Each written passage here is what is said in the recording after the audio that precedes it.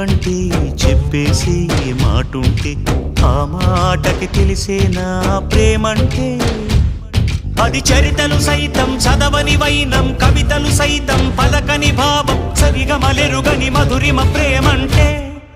దరిదాటి ఉరకలు వేసే ఏ నదికైనా తెలిసిందా తనలో ఈ ఉరవడి పెంచిన తొలిచిన కేదంటే. సిరిపై రై ఎగిరే వరకు చేనుకు మాత్రం తెలిసిందా తనలో కనిపించే కళలకు తొలి పిలిపేదంటే.